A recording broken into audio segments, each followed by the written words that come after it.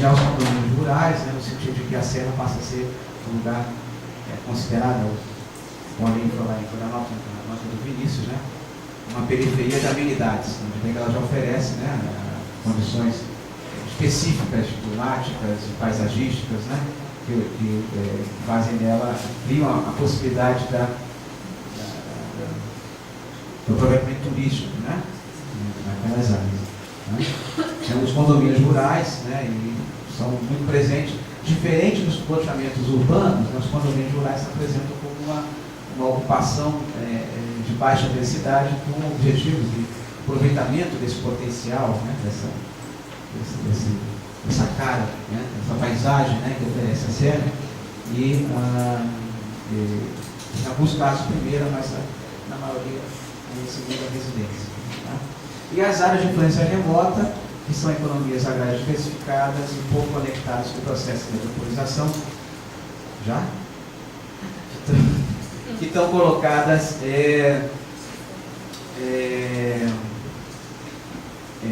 além, quer dizer, na subida da serra, ou além da subida da serra, né, com muitas vezes estradas e caminhos mal conectados, né, você tem uma variedade, várias áreas que estão presentes ali, que não tem, a gente observa que há uma pouca relação do escoamento dos produtos com a região de Florianópolis. São economias agrárias muitas vezes vinculadas a outros mercados que não os mercados regionais. Né?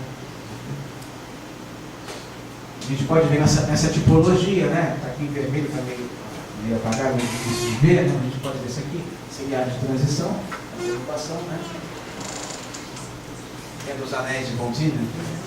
A segunda área é a área, essa onde a gente além da conurbação, né? A gente tem uma área que concentra dois tipos de serviços, vários serviços de horticultura. Aqui nós temos a presença forte das atividades agrícolas, muito ligadas ainda à conurbação, né? E além dela, mais para cima da serra, né? A gente tem uma realidade conectada. Certo? Bom, como é que a gente inclui também a formação socioespacial? Como é que a gente inclui os elementos da dinâmica territorial no sentido da divisão do trabalho? Né? Então, a gente, rapidamente falando, né, só dando uma pincelada aqui, a gente tem a ocupação da região, né, quer dizer, faz parte do processo de formação socioespacial, elemento indispensável, através das colônias, né, a penetração pelos vales fluviais se dá através dos vales litorâneos, se dá através das colônias, né, instaladas, que repartiram, né, terras aos primeiros imigrantes alemães, né, sobretudo alemães na região, né, e foi sendo depois acrescentada com outras colônias colônia militar, inclusive, colônias militares, inclusive, né, e essas colônias estabelecendo seus núcleos, né, com grupos de agricultores e suas famílias, né, vamos dizer, de 5 a 20 hectares, né, seria uma média razoável, de uma faixa razoável para se entender qual é a estrutura fundiária naquela região. Né? Então, nesse caso, pensando nessa combinação, né, existente na região, a gente pode entender que o acesso à propriedade faz toda a diferença. Né? Quer dizer, a gente aqui, até comentava ontem com o professor Rui, né, que foi muito duro com a cidade brasileira, né, na medida que a gente tem formações diferentes, né, e o acesso à propriedade, nesse caso, eu vejo que faz toda a diferença, né, em relação a como essa constituição da relação de cidade, né, entre o rural e o urbano, né, estabelece. É uma cidade que é construída a partir da pequena produção da agricultura familiar. Né?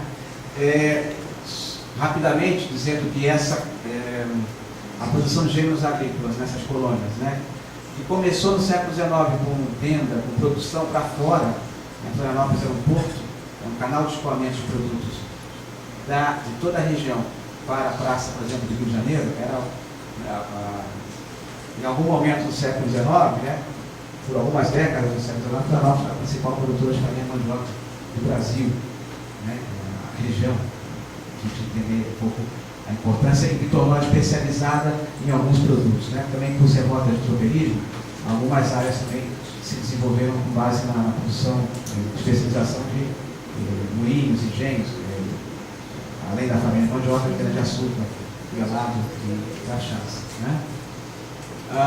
Bom, só que ao longo do século XX, né, com a progressiva urbanização e a decadência desses ciclos, que remetem a outras questões que eu não quero colocar aqui, mas ao longo do século XX, a função de abastecimento se consolida. O crescimento de Florianópolis, a urbanização progressiva e, posteriormente, a metropolização da região tornou, né, consolidou a função de abastecimento para essas áreas coloniais, né, onde a agricultura familiar já estava presente desde a sua constituição. Né?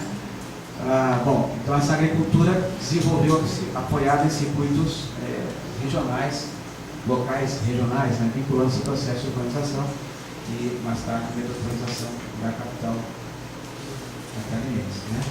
A gente tem aqui os principais produtos que chegam ao Ceasa e municípios que enviam, né?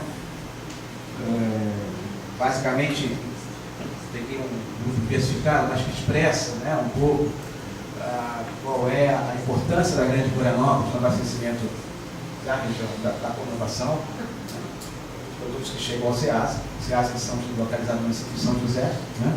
Então você vê que ela participa, né, praticamente em todos eles, né, com exceção de algum ou outro que são produtos produzidos fora da região. Né? Também tem os dados de produção, quer dizer, comparados com a origem de outros estados, né, e que mostram, mas de qualquer maneira, os dados mais importantes, mais significativos, né, dizem respeito à oferta que a região faz para Florianópolis. Os mais diferentes produtos eles colocam aqui do ponto de vista do abastecimento de horticultura.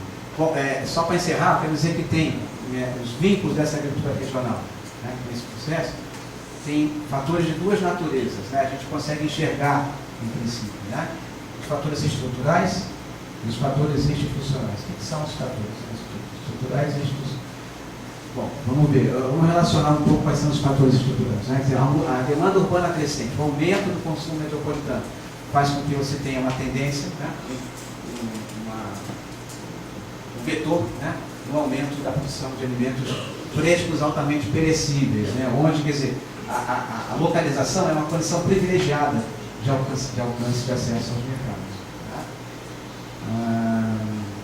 Aumenta a produtividade do trabalho, né? Quer dizer, a transferência da força de trabalho para atividades não agrícolas, né? Então, na medida em que essa agricultura familiar, né, incorpora, né, o uso massivo, né, isso ao longo do século XX, o uso mais acentuado, mais importante de insumos, né? Ocupação, insumos químicos e mecanização, né? Você tem um aumento da produtividade do trabalho cada vez maior e libera a mão de obra para atividades não agrícolas que começam a fazer parte dessas cidades, começam de certa forma, fortalecer, né, a economia não agrícola desses pequenos municípios. Né? Tudo isso operado em rede, a gente já vai pensar um pouco nos fatores institucionais. A modernização das cadeias produtivas que acontece, né, quer dizer, afeta não só, né, a produção agrícola em si no campo, mas também o beneficiamento, processamento, embalagem, né, distribuição. Você tem uma série de mudanças que vão alterando toda a cadeia produtiva, né, que mesmo num espaço, mesmo numa relação de proximidade da área de produção com a área de mercado, vão fazendo diferença, né, no sentido da operação dos produtos, né, da quantidade de trabalho envolvida e do tipo de trabalho envolvido. Né, quer dizer, aumento dos serviços e empregos relacionados a processos que não são necessariamente feitos dentro da propriedade, que não necessariamente são processos, né, agrícolas. Né? Então, a transferência de parte dessa força do trabalho para atividades não agrícolas muitas vezes ocorre para outros momentos da cadeia produtiva. Né? Então, a gente tem, por exemplo, os trabalhos de Santa Amada da Imperatriz, né, que ela perde a importância no sentido do seu afastamento como lugar de produção, né? Mas ganha importância no sentido do uso cada vez maior da força de trabalho para o beneficiamento da embalagem, né? Quer dizer, o aumento da produção por exemplo, de produtos embalados naquelas caixinhas de isopor, né? Aquelas sopas pré-preparadas, né? Quer dizer, com as verduras já cortadinhas, né? Uma série de inovações, né? Do ponto de vista da apresentação, da distribuição dos produtos, né? Que são zero. Tá. Bom, pressão inflacionária. Então, o preço da terra, evidentemente, é um fator de expulsão, né? Que desloca, né? Quer dizer, Santa Maria é o melhor exemplo, desloca então a produção para mais longe, muito além da conurbação. Além da conurbação, mantemos atividades relacionadas à agricultura, mas no campo da economia de serviços. Então, Santa Maria depende da agricultura, apesar que no PIB agropecuário não aparece a agricultura. Né? Tem toda uma atividade de serviço. Rapidamente, fatores institucionais, operação do mercado em redes, né, de compromisso e relações contratuais, né, quer dizer,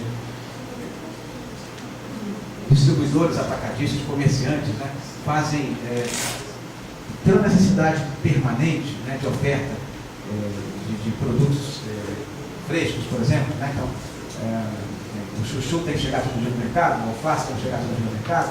Então, há contratos, né, formais ou informais, né, pré-estabelecidos ou implícitos, que definem a questão de entrega, regularidade na entrega, a apresentação dos produtos, né, e que são definidos de acordo com as redes onde são operados esses agentes. Né. Então, no SEASA, você entra em determinado tipo de produto, com uma determinada característica.